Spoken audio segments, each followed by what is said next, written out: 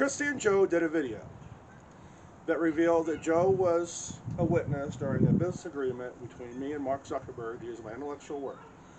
But some people have the opinion that not enough is said.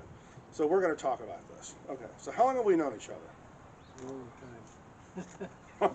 Long time. Ever since I was a little kid, right? Yeah, he was in in elementary when I met him. Okay. And over the years, we have worked. I mean, we've kind of grown up together. Right. And we've worked on a lot of stuff together. We've worked on cars together. I painted your truck. I put an engine in it. You've helped me work on a lot of my cars. Right. Yes, I did. And we done construction, building projects around here. Just projects of things that I've designed, like the wrought iron arbor. Yes.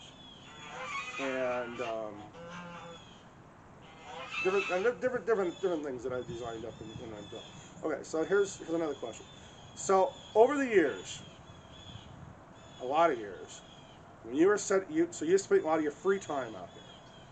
Yeah, I did. Okay, so I was always bringing up all these ideas, everything from a business plan, but most so often it wasn't a business plan, other than just the one that I kept on talking about over and over and over and over. After Tiffany got paralyzed. But I was talking a lot about different designs and ideas. Not all the designs that I thought of I actually drew out, but a lot of them I did draw out. Okay? So, let me explain something here. So, these are some portfolios that have designs on them. Okay? Right? You can see some of them are really old because they're really worn down. Okay. So, and then some of these got simple things where people wanted me to help them figure out the layout of a camper. Some of them are designs, we're trying to do layouts on putting stuff in the ground. Some of this stuff is measurements. I don't know if anybody can see any of this. There is, unless you are actually mechanically inclined, you're not going to know what all these measurements mean, right? Some of them are more simple. Some of them are, I did on graphic, I'm going to explain something. I have an buy graphic paper by the box to do my designs, okay? So I don't know if you guys can see some of this. This is designs. People wanted me to build something. I draw it up for them.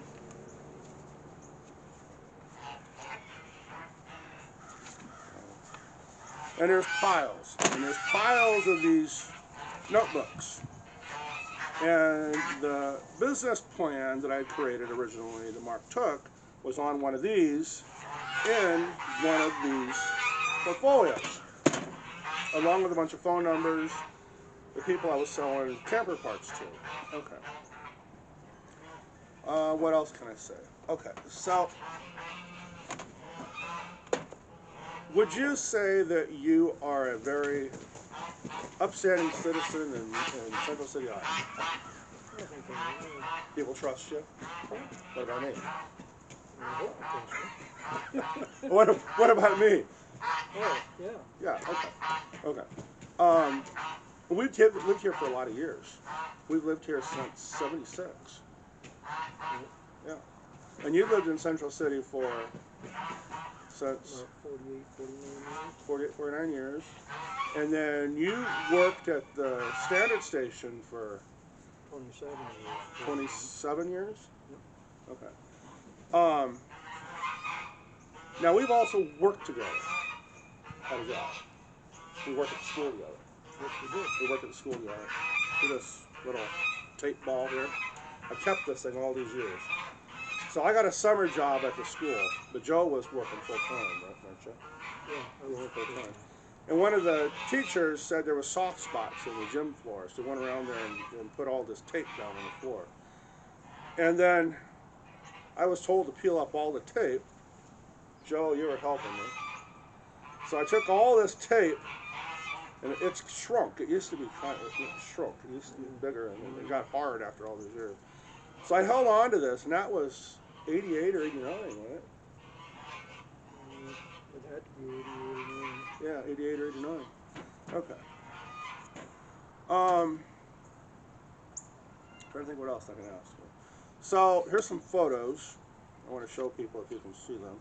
That's me, that's Joe, that's Dave, and that was taken somewhere around the time when Mark was here. Yeah, I don't remember what year it was. Yeah, but it was somewhere around the time Mark was here. Okay, here's another picture of me and Dave. Okay, now if you noticed how I'm dressed, whoops, you notice here how I'm dressed. So I'm usually wearing a blue shirt. It's either a blue shirt or black shirt or blue shirt or blue pants or black pants, and dark shoes, usually shoes like you'd use for security work with a hard steel toe. Okay. Now when Mark was here, one of the comments that he had was, he said, "Do you keep wearing the same clothes every day?" And I said, "No." He says, "Well, why do you keep wearing the same? Looks like you're wearing the same clothes." And I explained to him. I said, "You know, I wear these clothes because they look good when I go to work on the car, when somebody goes needing help. And if I got to go run to town and go get parts, it looks good." And I said, and it doesn't show the dirt very much. Okay. And I said, and the clothes don't cost that much. And I said, I believe in living simple, reasonable, cheap, right? And for those that don't know, I live in a house built in 1809. It's a small farmhouse. Okay. Now, years later, after he got Facebook online, he did an interview with Juju Chan, and she questioned him about his clothes. Okay. When Mark was here, the clothes he was wearing was sweatshirt, sweatpants,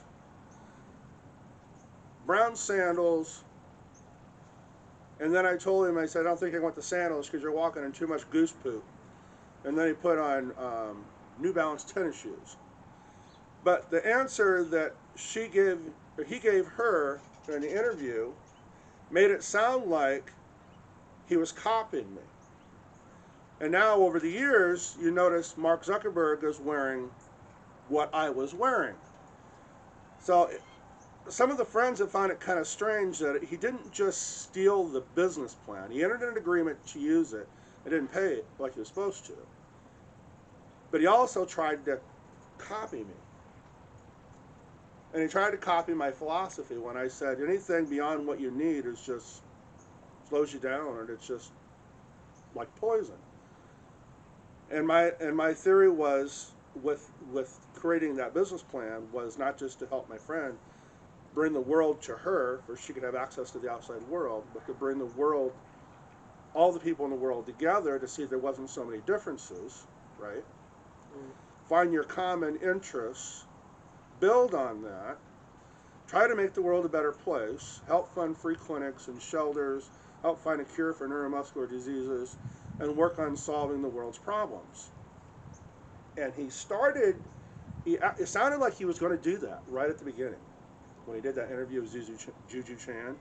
But then it changed.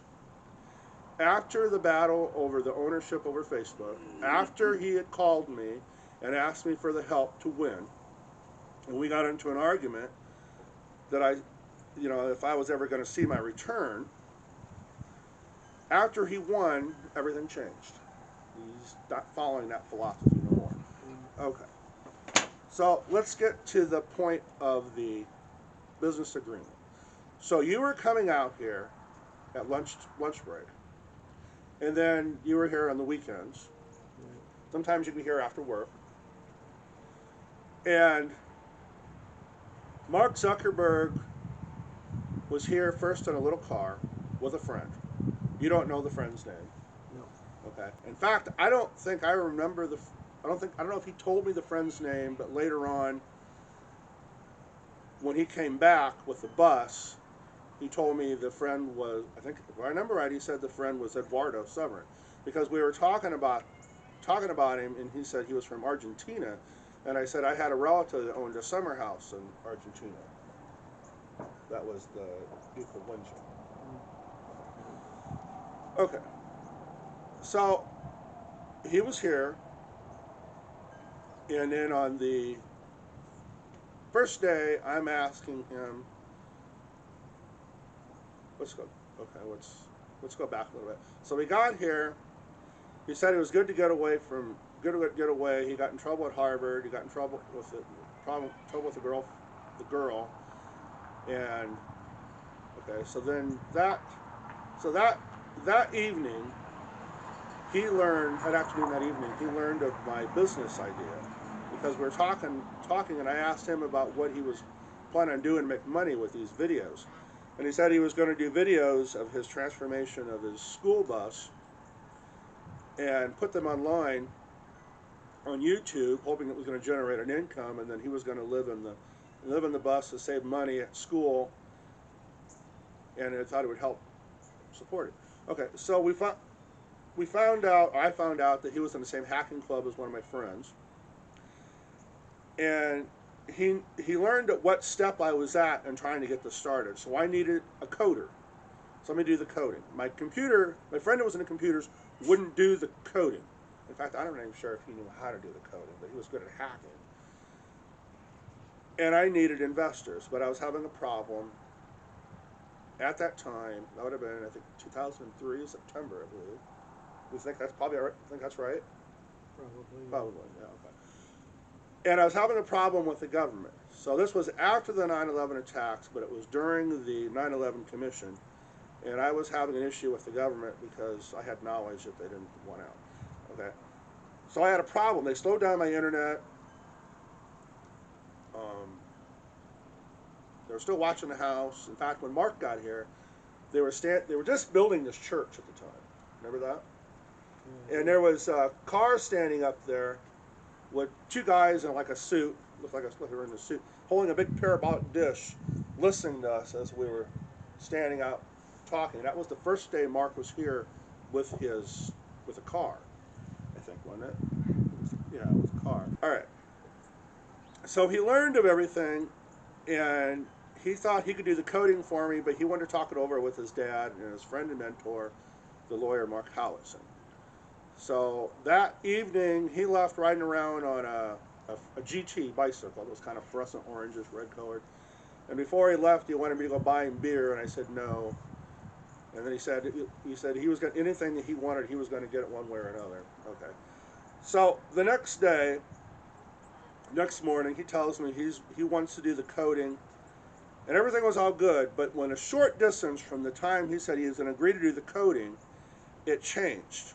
Mark Howitson and him were talking on the phone, and Mark decided that since he was going to do the coding and he found the investors that needed so fast, that I needed to move to wherever they were going to start it. My opinion is, why not start in Iowa? But he wanted to be close. He said you need to start it closer to the investors. That I needed to move there, and if I couldn't, I was going to be in the way. So then he wanted to do it on his own, using my intellectual work that I had already all laid out. So he wouldn't have to figure all this out on his own. Right. I had the whole plan all laid out. All he had to do was the same thing at the same point I was at. Get the investors and just do the coding. Okay, we're going to line. Okay, so I told him I wasn't just going to give it to him. So he offered to pay me a percentage. We discussed the percentage for a while. I'd say we kind of argued about the percentage because every time I would say a percentage, Mark would say it was too much. And then finally I said to Mark, I said, here's it. 15% you owe me, 15 cents on every dollar for using my plan. That's 15 cents. You get, for every dollar you make, 15 cents of it I get back. And okay, but I want you to donate to free clinics, shelters, that helps, find a cure for neuromuscular diseases. And I said, and that's at the 15%. And then if you don't do that, donate to those places besides, then you owe me 20%, 20 cents on every dollar. I didn't think that was that far out of line. Okay. Now, it's a possibility that he could have later renegotiated it and brought it down. But he agreed to actually pay me to use my intellectual work. Okay. So Joe was visiting, and I think you were on lunch break. You're either on lunch break or or you stopped out after work. But I think it was lunch break. Yeah, it could have been lunch break. Lunch break. But you didn't have much time. So I asked Joe to be a witness to this agreement. So you stood at the end of the Mark was taking parks out of this big camper. So Joe was standing at the doorway of the camper, right? While Mark and I are, he's recording this with his new Sony disc camera, right? And the lawyer Howitson is on his cell phone with him. He's his other witness. So you're my witness. Howitson is his witness. And then Mark Howitson is also supposed to do the paperwork.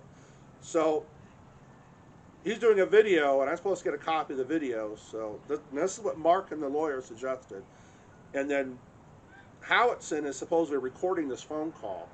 And then he's also going to do the paperwork on the other end. Okay. So you were there. Yes. You were there. Yeah, I was there. And I asked you to be there. You were there. You witnessed the whole thing. Yep. And just as we got done with that, you were almost late for wherever you were going, and then you left. Yeah. Okay. All right. But then, after you had left, Mark still got his camera going, and then he said to me, he says, well, I want your intellectual rights to, he wanted my intellectual rights to my work. He wanted me to say it on video that I was going to give him my intellectual rights. And I said, no. I said, if I give you my intellectual rights, if I sign them over or say it on video, I said, I feel that's going to cancel out what you owe me. I said, the plan is you use the work I did, my intellectual work, my business plan. You get it started, you get rich, I get a percentage back, nobody will ever know. That sounds fair, doesn't it? Sounds fair to me. Sounds fair to me. But then afterwards, when I said no, Mark says, well, if you're not going to give me the rights to your intellectual work, then you're not going to get a copy of this video business agreement. And that was the end of it. So then, afterward, I got mad. Afterwards, I went out with a mini tape recorder and another recorder and put them in both pockets, and I talked for Mark for, well, as long as it would hold the sound, going over everything. And then on the last day, Priscilla came to get her dog and follow Mark, and Mark asked me not to bother him while I was getting ready and talk to Priscilla. And Priscilla is really shy, didn't have much to say. Every time I tried to walk away, she was trying to get me to talk to her some more. We didn't realize what was going on, but while she was occupying me, Mark was stealing everything. He was destroying any evidence that showed that he was here, and he stole all of my intellectual work. You know why he stole all my intellectual work? One, because it would look a little strange if he started it and I would have my intellectual work, right? And the second part was, he kept on getting confused trying to figure it all out. He kept on doing his videos, recording me over and over and over, talking about it, but he couldn't quite get everything. So he needed that intellectual work. So the world needs to wake up and listen to this. That metaverse that he created, that metaverse was taken out of an idea out of my notebook that Mark had. Now, if you listen to Mark on the news when he first got rich and famous with Facebook, they're all talking about this notebook, and and there was some other designs in it. There was some philosophy quotes, because don't I always quote philosophy? I kind of preach it. Okay. There was a part in there where somebody was they say Mark did it, but they're writing down about the government, and see, the government was watching me because I'm a witness for the government that the government didn't want anybody to know. That would be a good reason why I'd have it in that notebook. Yeah. Okay? So the world needs to wake up, because what Mark created, his virtual world, I foreseen problems with it. What's legal in the real world, you can't police in a virtual world. So what's moral in the real world may be immoral in the virtual world, That means you could do anything. You can't stop nobody. That makes sense, doesn't it? Makes a lot of sense, yeah. Yeah. And I had vertigo problems, so I had to go through vestibular rehabilitation. And his headset, even though they may help you with vestibular rehab, it creates a dependence on that, what you're seeing, and you're no longer using this vestibular part in your ears, which makes your eyes see like this. See, I see all kinds of problems that was to come, and plus more. Now, Mark has scammed people. You got these investors that think Mark's this big prodigy. The fraud. The fraud. So, there was something. So besides all these things I've done, plus I got piles in the barn, I have chalkboards in both buildings, don't I? I have a chalkboard right beside this door, Yeah, you do. but it's blocked off now with stuff sitting in front of it. I have a big chalkboard in the barn that I write down some of the ideas. In fact, there was one day that there was a disability district court judge visiting, and I had I was reading up on genetics, because I got neuromuscular disease, and I had all this stuff all wrote out, and he was asking me how I came up with what I had on the board, and I said, well, when I find something that interests me, I read up on it, and then after I read up on it, then I said I think about it overnight, and then in the morning I transpose it, and I stuck it on the board. So, and then there's another room here that we have a place that I go to. I put a whiteboard up on an easel. So these places do exist. Yeah. Because now, see, there was a thing that Mark had said about when he was in college, he had a big board up, and that's where he put all of his ideas on. And I don't know if that was true or not, but some people also thought that was another copy from me. So, another thing I did for years was I carried small tablets with me, the flip ones, and I would write stuff down. And then I had the small. Every year these businesses would give away these little leather like tablets. You have like an appointment book tablet kind of combination. Right. And I'd carry one of those with me to write stuff down on. And I have 3 what they call portable desks. That's those aluminum. Looks like a board. One looks like a board, like this clipboard, and it's aluminum. And then you keep all your calculator, your measurement tools, your pens, your pencils, all in there. I got 3 of those, 3 different sizes that I would take with me. And well, I just made a bracket for you, didn't I? Yeah. By sight, For just by sight. the one you made for my table saw. Yeah, just by sight. I looked it up, took a tape measure, measured it out, and just by sight, I figured it all out, the dimensions, and made it. So, now here's another thing. So, I didn't learn this in school, my designing ability. Something I just like to do. But if there was somebody that got me into this, I would say it was Earl. My stepdad, Earl McBurney. Earl was a welding fabricator for Iowa Steel, and he was always sitting at the table, drawing out. People would come, farmers or truck drivers, race car drivers would come to him, and they say they wanted this made, and then Earl would draw it out. And I think that's where I picked it up from. Could be. I think it was. So Dad never taught me that. So let's see, the last part we can talk about here. So when Mark robbed me, my health was really bad, wasn't it? Yeah. I had vertigo constantly, and then I had vertigo, like tornado-like spells, and I would drop to the floor, and I just hold my head down. It was like a seizure. Quite a few times I've seen it. Yeah. Okay. So I haven't worked for 20-some years because of these health problems. Okay. Right. Yes. But before that, I did security, and then I left that job. I had a chance to go work overseas doing security, But I left that job to try to get this business going. And then I took smaller jobs, right?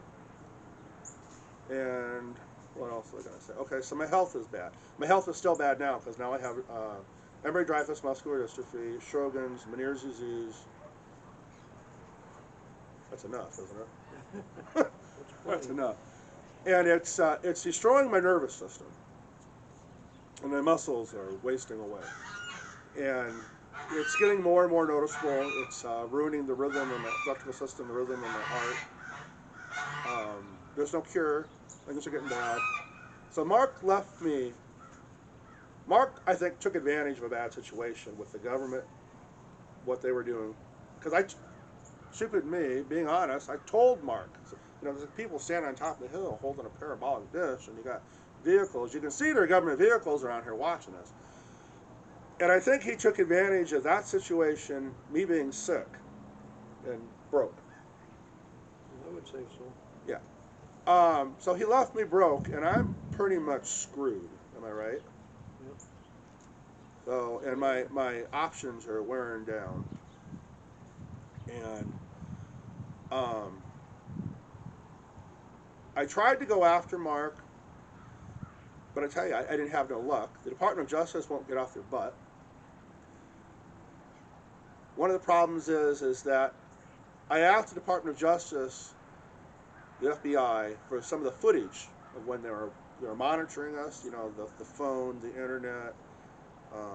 There are people with the cameras, people flying over, the people doing the video recording, the people with the parabolic dish. And I was told that what they did and what Mark did, I can't ask for that information because if they were to give up some of that information, they'd have to explain why they got it. And they don't figure they can come up with a way of getting around it. That's the best way to put it? Logical reason. Logical reason why they have it that people would believe that wouldn't. So that's when I got mad, and I started, even though I was never supposed to tell anybody, I started telling people I was a witness for a 9/11 pre-event, knowing that the 9/11 attacks was going to happen. Because I'm mad at the government. I went after the lawyer through the Bar Association, trying to prove that he instructed Mark to commit intellectual property theft and how to get around the law. That lawyer that was supposed to draw up the legal agreement, besides Mark doing the video business agreement, afterward became his business partner. That's a real conflict of interest, though. Yes, it is. Okay, so I couldn't get anywhere. I tried my best. I got witnesses. I got you, I got me, I got Mom, I got Dave, whoever else. But there was 2 witnesses besides you and Mom on that phone call when the lawyer called asking for help from me to giving a statement that I give the intellectual rights to Mark and I refused to help win the ownership over Facebook. And one of those witnesses was a Iowa State trooper and his relative. Now, I had them as witnesses, and somebody offered them so much money for a non-disclosure agreement, I was told that it was equal to winning the ultimate lottery. Well, somebody doesn't want the truth to come out, and he would have been my golden witness. Yeah, you would have. So I took it all the way up to the Supreme Court, but I didn't go anywhere. This needs to come out. People are starting to realize there's something up with Mark Zuckerberg that just don't add up. Like when all of a sudden he changed the name from Facebook to Meta. Well, if I'm putting a whole bunch of stuff on the internet and I'm using the name Facebook, and if they go to look up Facebook, they might just run across what I put online. He's going to have to do something, right? If he knows there's the possibility that I'm going to come forward and prove what he did, he's going to try to make money some other way, right? And a lot. Yep. But the problem is that not everything that I wrote in my book worked. Some of it I didn't. Okay, so here we are.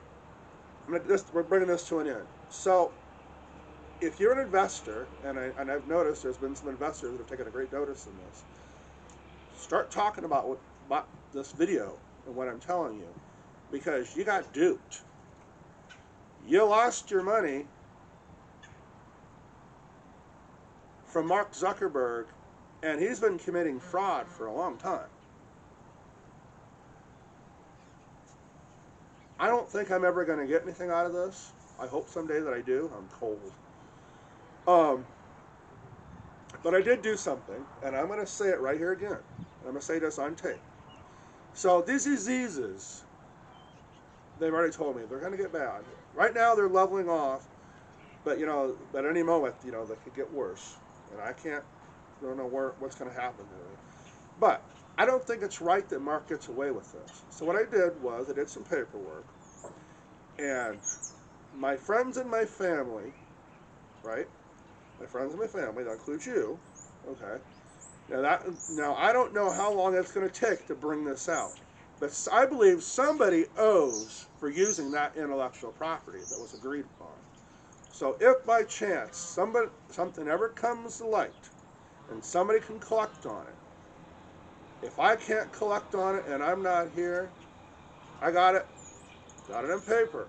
You can fight on my behalf and be entitled to that. Dave, my mom, any of my close relatives or friends, there's a list of them, okay? And if it takes so long that you're gone too, then that means your kids. I don't want Mark to get away with this. I don't want Mark to get away with this at all. I don't care how long it takes, but he owes me. And the world could have been a better place. You agree with that?